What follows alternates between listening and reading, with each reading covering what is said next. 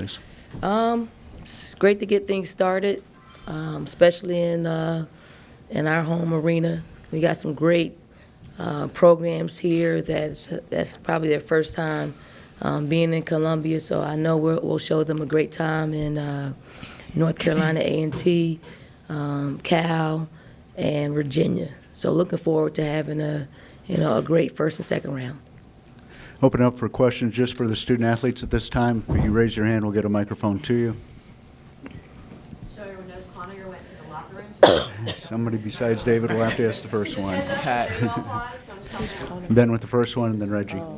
Yeah. Asia, what's it like kind of approaching your last weekend of games in this arena? Yeah, it's a lot of emotion, of course, but it's good. It's good. I like the feeling of it. Like you said, this is kind of my last time being in the CLA playing in Garnet and Black. So, I'm taking it all in. I'm enjoying every minute of it. This is my last NCAA tournament, so I'm definitely going to take it all in and enjoy the moment while I'm in it. Reggie? Asia, is this different for you and the rest of the team coming in as the national champions? Does this tournament have a different feel when you're currently on top of the mountain?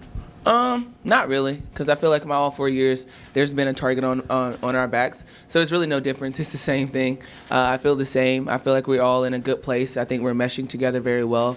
The chemistry's there. We're playing. I think we played great in the SEC tournament. We had productions from everyone, so that's always good, especially going into the tournament. So it really doesn't feel different. I think we're the same South Carolina team, just a little bit more growth, a little bit more production from a lot of people, and that's what you need at this time. Go to Rick in the front.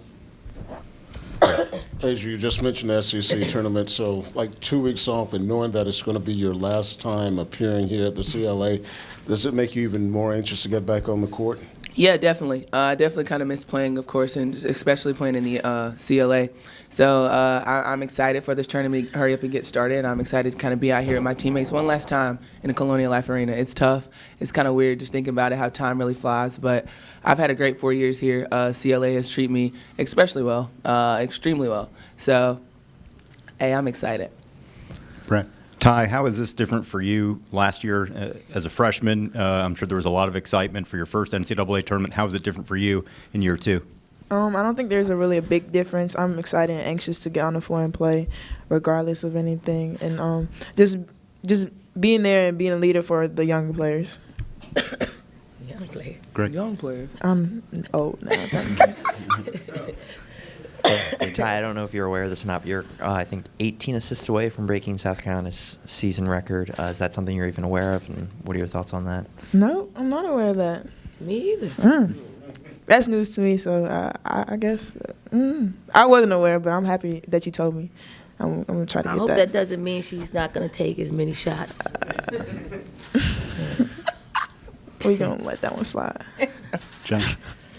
Asia, with Kiki coming on strong lately, what does that do for you in the post, maybe taking a little pressure off? And just what do you think has contributed to her 5 double-digit games in the last 6? I think Kiki, she's focused. I think that's something that we need out of her. She's very focused, and I think kind of when I was out, she knew that she had to step up, and that really helped her out a lot. She had to grow really quickly, and I'm very proud of her for doing that. And I think it does lift a little pressure off. It does, because now they don't have to focus so much on Alexis, me and Alexis. They can focus on her as well. And then we have Lily coming in, LaDeja. Like, there's different focal points, and that's always good. So for her to be focused right now at this time of the year is extremely well for us. Any other questions for Greg in the back? Go ahead. For both Asia and Ty, are there things that you're noticing on the court, both you being out there so often, that you were seeing out of the girls in the SEC tournament that maybe you didn't notice even a month ago, a few weeks ago, where you're like, wow, we're really stepping up, taking it to another level? Go ahead. No, he said Ty first. He said for Asia and Ty. And Ty. So Asia, answer the question. Yeah, Ty, go ahead. Go ahead, Asia. All right. Assist number 1, 17 down. See, okay. Can you please say that? Repeat it. All right, so let's start with Asia. We'll start with Asia and then go to Ty. All right, I got it. What are you seeing out of this group Okay. that even a few weeks ago you're like, wow, Yeah. okay, we're really Okay. stepping it up? Okay. I think that just goes back to just the production of everyone. Everyone's really locked in and focused. I think going into the SEC tournament, we were really focused because we knew that was us. That is what we do, and I think that's great. I think our focus is still there, and I think that's a positive way of going into the NCAA. So definitely just the focus and the mindset of our team has changed, and just the growth. The young girls really stepping up. It's just the growth. I agree with Asia. She picked it very well. Great answer, Ty. Yeah, thank you. You read my mind. Any other questions for the student athletes? Having none, that you guys can go ahead and go back to the locker room. Thank you. All right, thank you, Coach. You got it. Take care now. Say good things.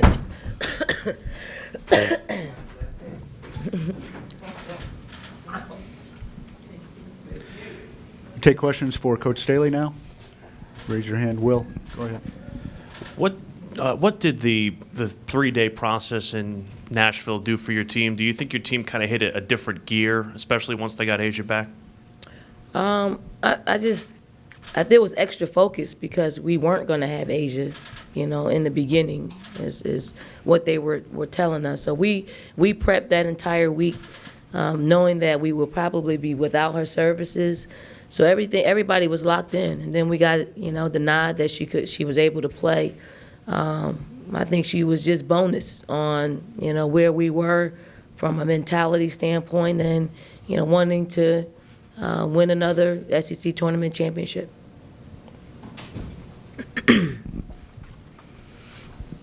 You got Josh up front. Don, same question I asked Asia about Kiki. What has her presence meant to this team, and what do you think has been the reason behind her recent success? Well, I think Kiki's always kind of played well in the postseason for us. Starting last year, I just think after probably our Mississippi State game, because I was probably pretty pissed at her, when we played them at Mississippi State, and I probably just gave her an ultimatum, and she changed. She changed from her preparation and practice. She changed from her focus. And if I knew that's what it took, I probably should have went there with her a long time ago in her freshman year. But I'm glad that, she's matured and she's seeing that, she applied herself and she focuses herself. She was SEC tournament, all tournament team. That is her capability. She is really a player that could, that can be an All-American. But, if she allows things to enter into her mind and distract her from, what her skill set is, that part wins. But when she can overcome it, her skill set wins. And that's what we're seeing now. Can you elaborate on that ultimatum after the Mississippi State? No, that's it. That's it. You got to play well or sit down. That's basically it.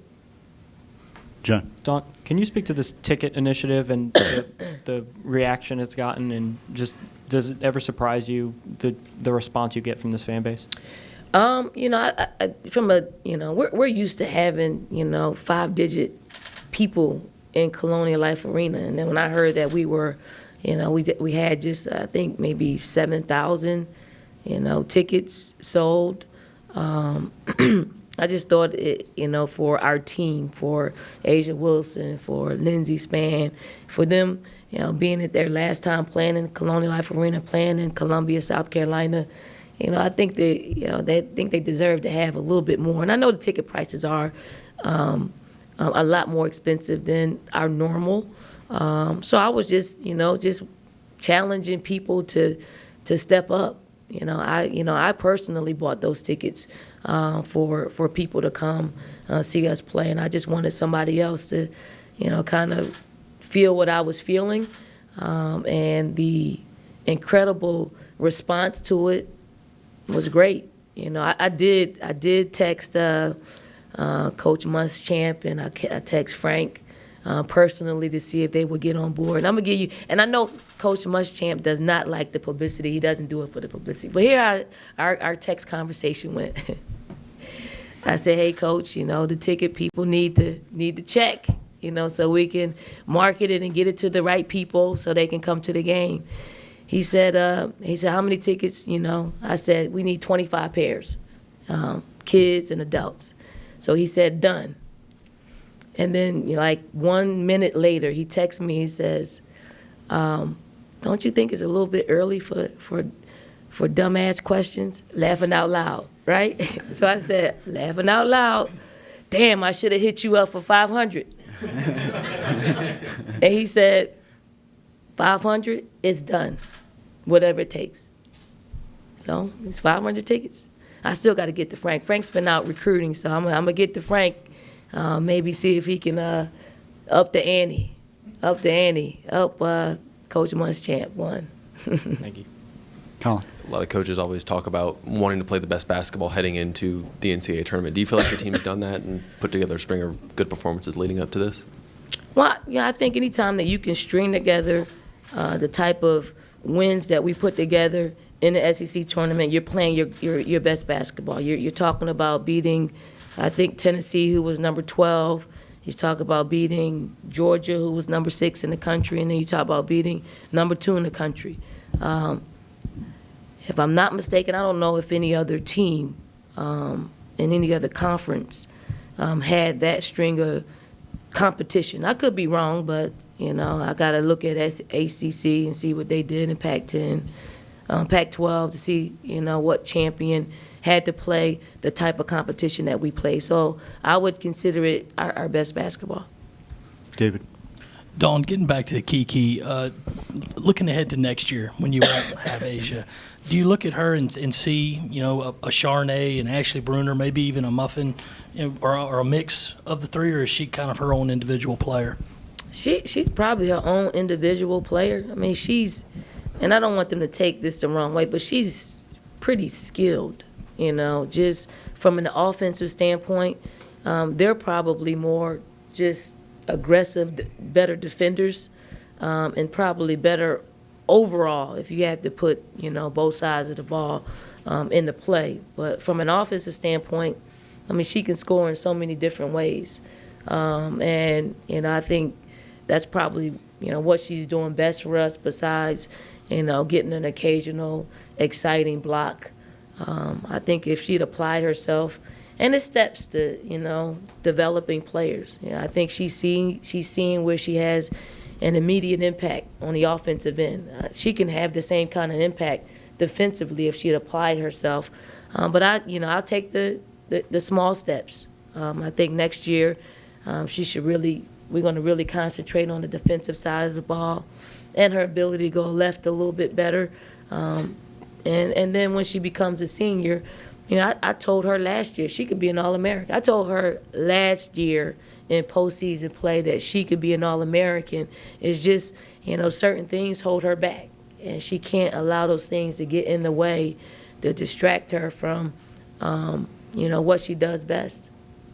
Rick.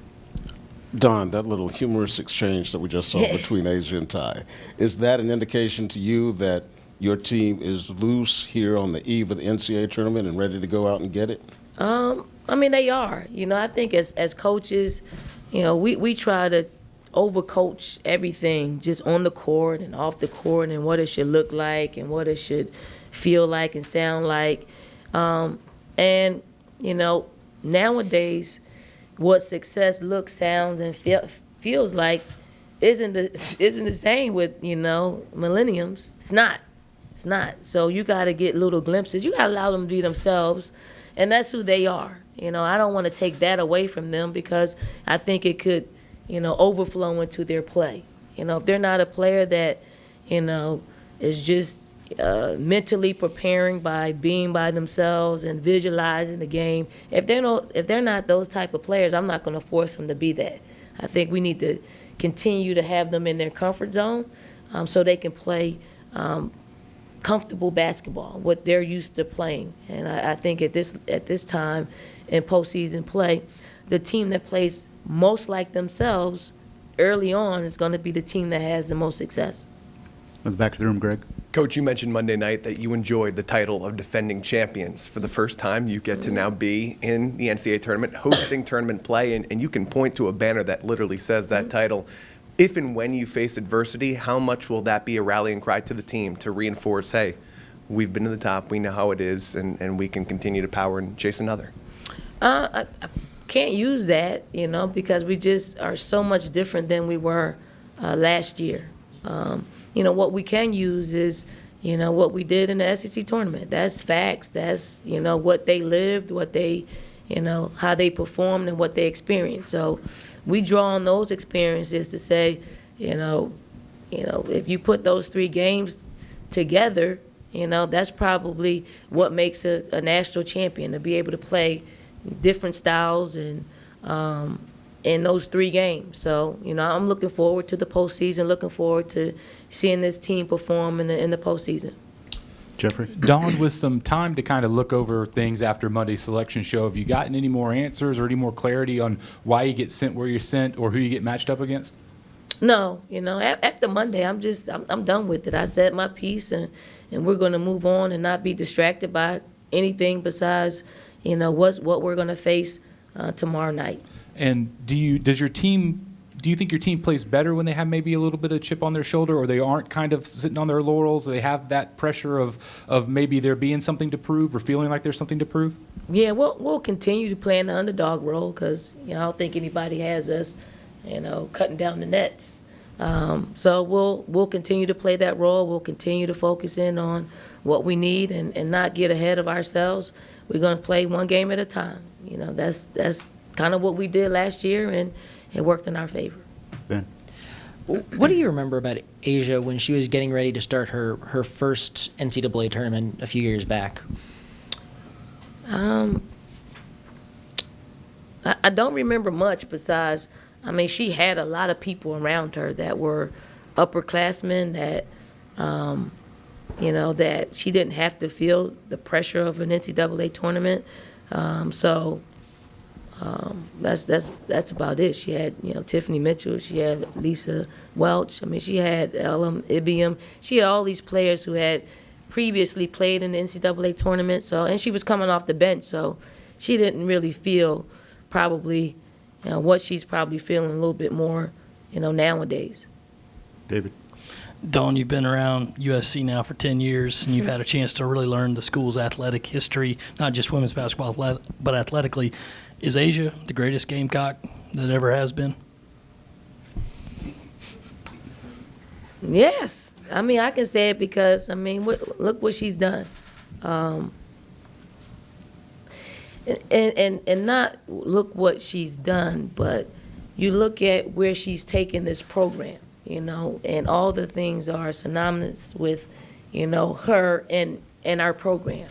She's been a part of 2 Final Fours, 1 national championship. The history book. I don't know, and maybe I'm still.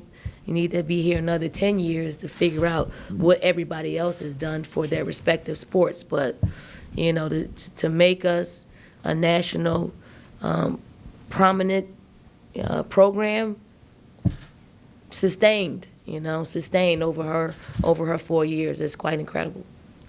Jeffrey? Dawn, I know they're on the other side of the bracket in this sub-regional, but are you going to go by Virginia's locker room or try to meet with some people from Virginia? And has there been any thought about playing at Virginia since you've come to South Carolina? No, I probably won't go in the locker room. I don't do the scheduling, but I don't mind going back to Virginia and playing. It's a place in which when I was at Temple, I think we played a home and home with Debbie. So I don't mind. I don't mind playing. It's a great program, incredible facilities and great people there. Reggie?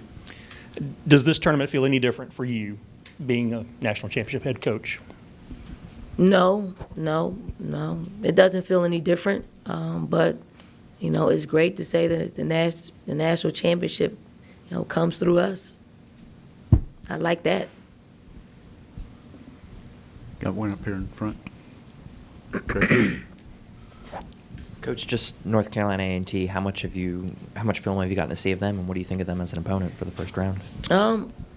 I've seen a lot of film on them, and they are a pretty well coached basketball team. You can see, some of the definitive things that they like to do from a perimeter and a post standpoint. They pressure in the half court. And, we got to play. It's not going to be just because, there's a 2 by our name and a 15 by theirs. That means nothing. It means nothing to them. It shouldn't mean anything to us because we can't take anybody lightly. And if I could draw on, our experiences last year, we had a tough second round game. So, if that's an eye opener for us, we don't want to rest on our laurels to think that is an automatic win because we're at home. But they are really a very disciplined, well-coached basketball team. Reggie. When Asia came in with so much hype as a newcomer, how did you and her handle all of that? And did she have any struggles with dealing with all that? And were you able to kind of help her navigate through that her first couple of weeks here? Well, with Asia, I mean, she's a pretty mature individual. She came in that way, and we just surrounded her with experienced players, so she didn't really feel any pressure. She probably the most pressure she felt in her freshman year was her first start, and we know how that went, not very well. And after that game, we took her out of the starting lineup, and we let her see the game and come off the bench. She was comfortable with that, and a lot of coaches probably wouldn't have done that because of her status and her being the #1 player in the country. But I just think that it was the best for our team, and it was the best for her to see the game a little bit differently. And what's good about that is, I mean, she got every recognition and award at the end of the season with it being that way. So if you're a great player, whether you come off the bench or whether you start, if you're good, you're going to get what you deserve. And she deserved everything that she got in her freshman year. And and throughout her entire career. Although I thought she probably should have got at least 1 or 2 National Player of the Years last year. Great. Coach, sort of going off that, I don't know if you're ready to announce starting lineups yet, but Asia obviously had success coming off the bench at the SEC, Kiki in the starting lineup. Will Asia return to the starting lineup for the tourney? I don't know. For the sake of not telling anybody anything, we'll have to see tomorrow. But all is going well with Kiki and Asia, so it's a toss-up. Will. Dawn, you said something during the stretch where you played Mississippi State, UConn, and Missouri, where Asia was kind of shouldering a lot of the load, and she was kind of feeling that pressure. How has she adapted since that point, and do you think that she's kind of gotten more comfortable sharing that role? I mean, that was really a tough week for us, just physically and mentally on all of our players. But, Asia, you wanted to win all of them. And when you want to win all of them, it adds a little bit more pressure to it, especially when I don't think our team played our best basketball, at Mississippi State or here when we played UConn. And then, playing Missouri right before that is just emotionally, it was just an incredibly draining week. I mean, you saw, I think Asia's relying more on her teammates to play the way they played over the weekend. And if we can hold serve and she can do what she does, I think it's a great combination. It's a combination in which we can have some success in the NCAA tournament. Corey. Coach, you guys are playing your best basketball, that is, in the SEC tournament, and now it seems like this is a new season. How difficult is it to try to restart or reset the button, if you will, to start this new season, or not at all? I think, with us, rest is equally as important as working out. So we took a lot of time off last week. We got back into the swing of things on Tuesday, and we've had great practices. They weren't long, but they were with great intensity and great execution and great focus. So once we're able to get back on the court and exhibit that, I think we are playing our best basketball. But we'll probably hit a couple of rough spots because of just being rusty and not having played in, which will be 12 days, I believe. Is it 12? Yeah. Any other questions for Coach Staley? If not, the locker room is still open. I got a question. Go ahead. Sorry. Corey stepped up to the challenge. He bought 10 tickets. He bought 10 tickets to our game, so, somebody, we should, I like the tweet that some of you guys have bought some tickets, so, some kids can come see us play, and they can come see you do your jobs and report. Thank you. Thank you in Charles in the advance.